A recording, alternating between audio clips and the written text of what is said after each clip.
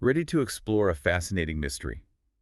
We're diving into the life, death, and possible resurrection of Jesus Christ. Uh-oh, are we going there? We are, but with a twist. We're using this book, John Bryan and the Prophecy of the Popes. Have you heard of it? I have. It's by Kizzi Nkwocha. He's a fascinating guy, actually. Not your typical stuffy academic. Yeah, the book mentions he's been a refugee, a publicist, even represented the King of Uganda. Wild. Exactly. It brings a unique perspective to this whole thing. So the book centers on this Oxford professor, John Bryan, right? He stumbles upon this old prophecy, the prophecy of the popes. Prophecies aren't usually my thing, to be honest. I hear you. But this one's different. It's attributed to Malachi, an Irish saint. Get this. He predicted every pope from the 12th century. Names, reigns, the whole nine yards. It's incredibly specific. Like there's this phrase, Gloria Olivae, meaning the glory of the olive. And wouldn't you know it, it connects to a modern day organization. Makes you wonder, doesn't it? For sure. It's those details that make you go, maybe there's something to this. Right. And if that wasn't enough, the prophecy says the last pope, Peter of Rome, will cause the church's destruction. Hold up. Literal destruction, like the end. That's what the book seems to be implying, and that's where things get really interesting. There's this shadowy group convinced the church has lost its way. Oh boy, here we go.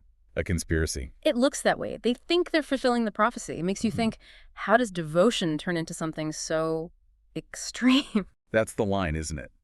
When does belief become dangerous? But before we go too far down that road, we have to talk about how this book portrays Jesus. It's a doozy. Nkwocha dives deep into John's gospel, the crucifixion, all of it. Yeah. Well, he focuses on these specific details, the spear wound, the blood, even the use of myrrh. He suggests that maybe, just maybe, Jesus' wounds weren't fatal. Whoa, whoa, whoa. You're saying Jesus might have survived the crucifixion? The book brings it up, connecting it to those stories of Jesus going to India. There's even supposed to be a tomb in Kashmir. Wow. Imagine the church having to deal with that revelation. Okay. But let's get back to these shadowy figures you mentioned. Sounds like something out of a movie. They do, don't they? There's this one cardinal, seems devout at first, but then... Uh-oh, what happens? Don't leave me hang. Let's just say this cardinal's faith takes a dark turn. His actions get more and more unsettling. It's not just talk anymore. It's a real race against time now. You see this throughout history, though, right? People so convinced they're right, they do awful things. That's a scary thought. And you know what's interesting? The book doesn't make these guys out to be straight-up villains. It gets into their heads a bit, you know? They think they're doing God's work even when they're hurting people. Speaking of hurting people, the book mentions the group's assassins, the Hashashin, wasn't it? Yeah. Pretty intense stuff. It's chilling, isn't it? That word assassin, it comes from them. That's how infamous they were. Nuka's good at using those real-world details. Blurs the lines a bit. Makes it even more unsettling. It's like something out of a movie, except the stakes are way higher. Assassination attempts, car chases. Bryan barely escapes with his life a few times. Which, speaking of, talk about a crash course in conspiracy for an Oxford professor. He's in way over his head. Oh, and those clues Bryan's following. The book talks about this gematria thing, where words have like secret numerical values. I'd never even heard of it. Had to look it up. Nkwocha does that, throws those curveballs. It makes you think, what else is hidden in plain sight? What aren't we seeing? Exactly. It's like he's playing a game with the reader. So what happens when Bryan gets to Kashmir, to the tomb?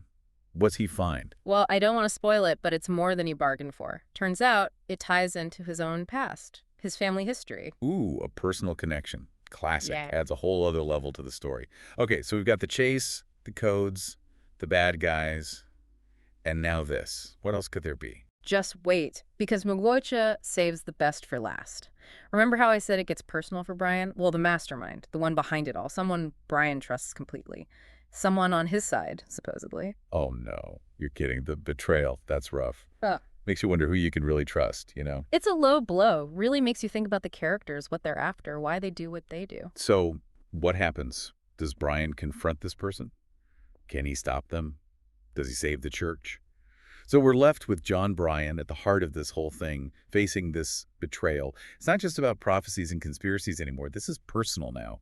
What happens next? Well, Nkwocha doesn't disappoint, that's for sure. He brings us to this final showdown, Bryan against the mastermind. But it's not a fist fight, you know? It's more like a battle of ideas. What does faith really mean? What's the church supposed to be? Wow, a battle for the soul of the church itself. Does Bryan win?